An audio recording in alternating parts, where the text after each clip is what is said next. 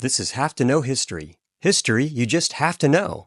Hello and welcome to part 2 of Roman numerals. If you didn't watch the previous lesson, you might want to jump in there and watch that. I kind of went through the history of Roman numerals and how the Romans may have come across their different letters that they use to represent their numbers. And then I gave some examples of how it worked and the rules that go through that govern Roman numerals. So now I'm going to go through some actual assignments, an assignment that I give to my students to do some Roman math, which they're super excited about, of course. So I'm going to go through some examples. That way you can see how Roman numerals work in real life practicality. So let's start off here with some actual Roman math and get started. So we have x minus v.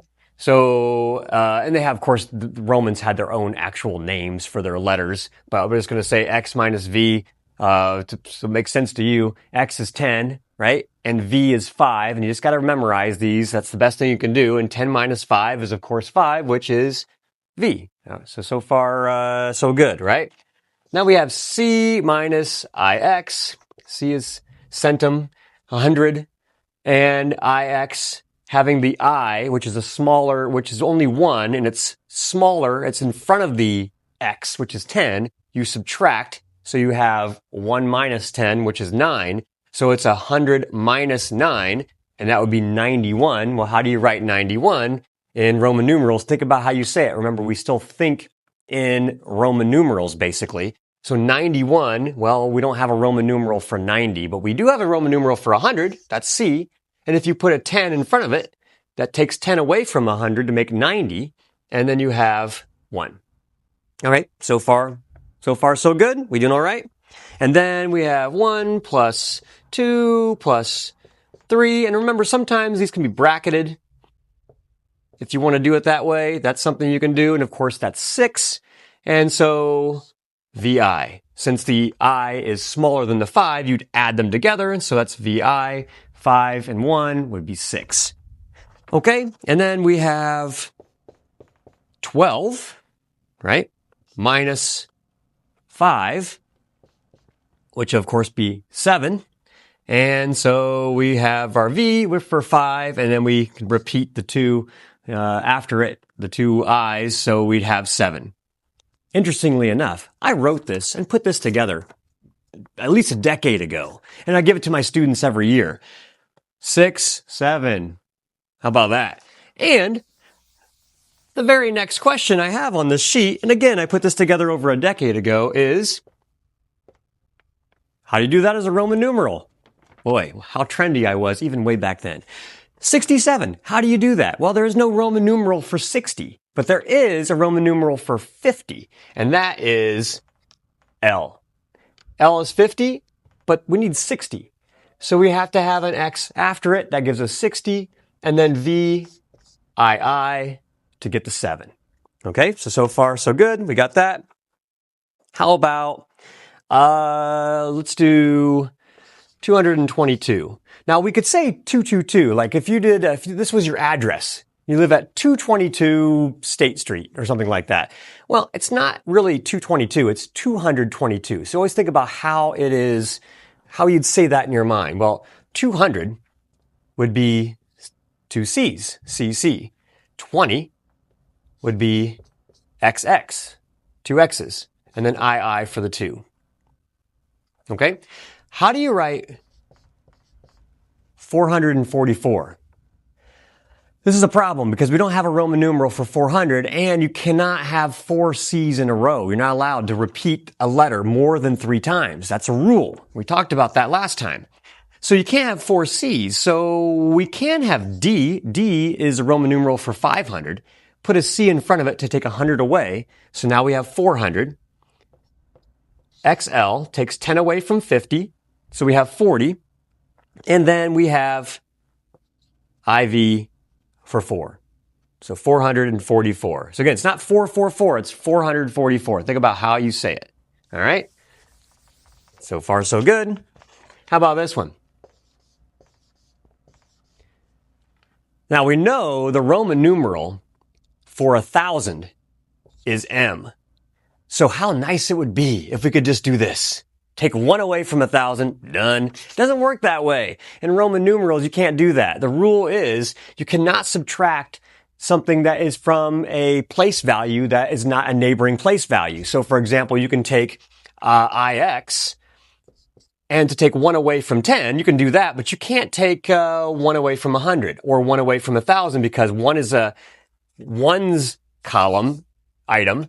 M is thousands column. You've skipped over the tens and the 100s and you're just not allowed to do that. It's a rule.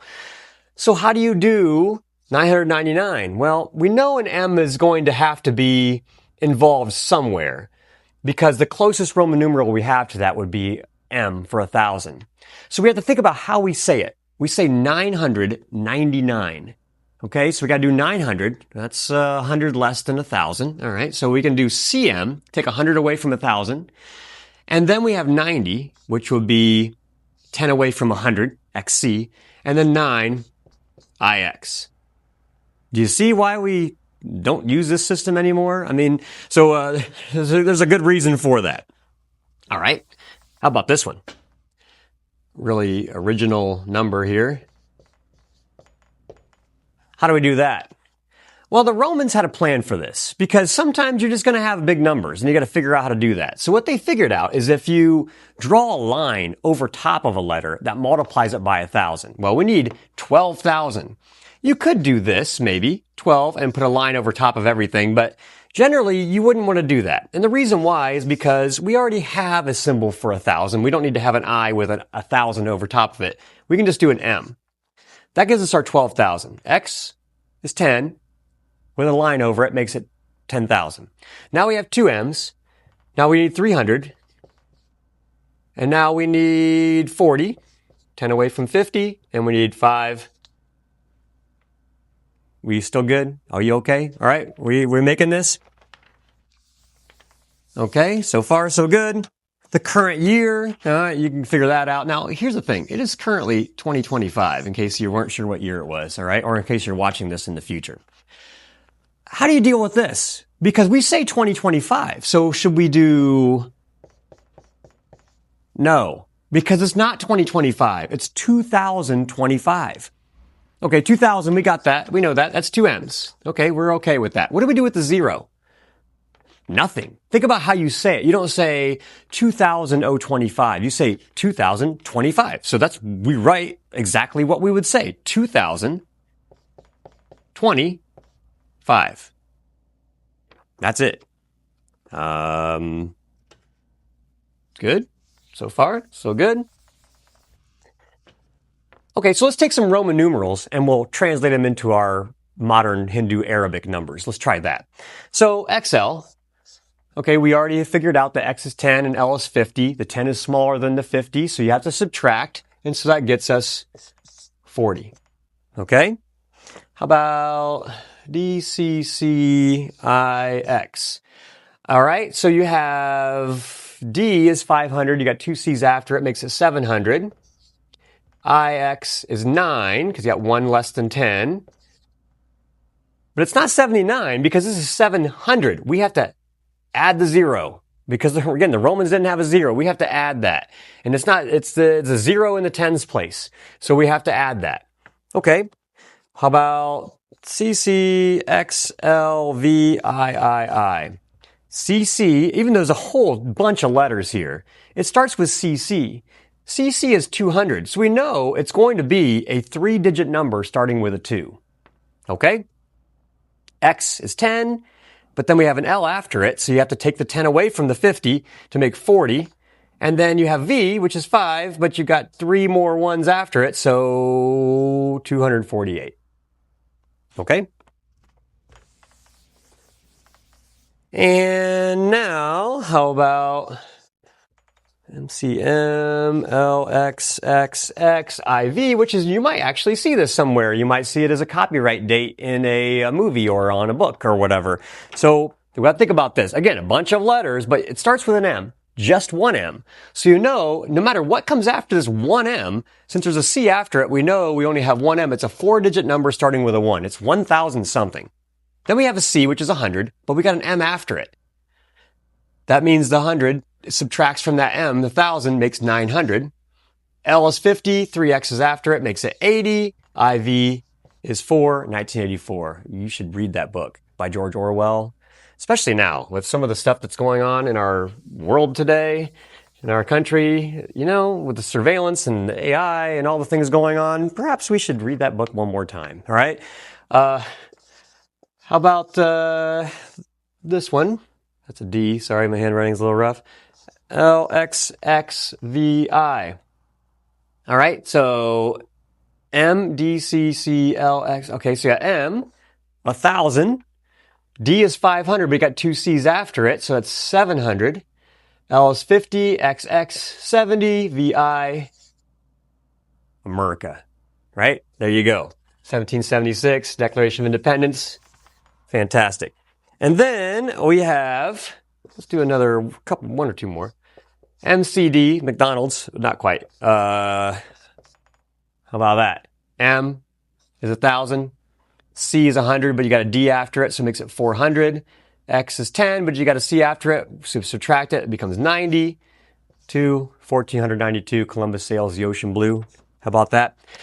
How about if we wanted to do something like 3 million? Obviously, you're not going to write, now a million, the closest Roman numeral we have is an M, which is 1,000. 1,000 is a million. So if you have an M, which is 1,000, put a line over it, that makes it a million, right? 1,000. So just do 3 M's and put a line over top of all of them. That's your 3 million. So you just successfully completed my homework assignment that my students have. It's something fun. I let them work with a partner so they can help each other out, because some students, I tell you, they pick this stuff up really quick. Even students who are not good at math, some of my students who are not my best achieving students, who struggle on normal day-to-day homework and thinking things through, they knock this stuff out and they're doing just fine. Other students who are more advanced students and they're really mathy and they're really clever about things, sometimes it doesn't work for them for whatever reason. So it's always good to have them partner up and so they can help each other out. And so sometimes those kids who struggle a little bit find some good success with this, and everybody's going to learn something. So I'm glad you joined us today, and I hope you enjoy seeing a clock and being able to figure out what time it is. Have a great day. Take care.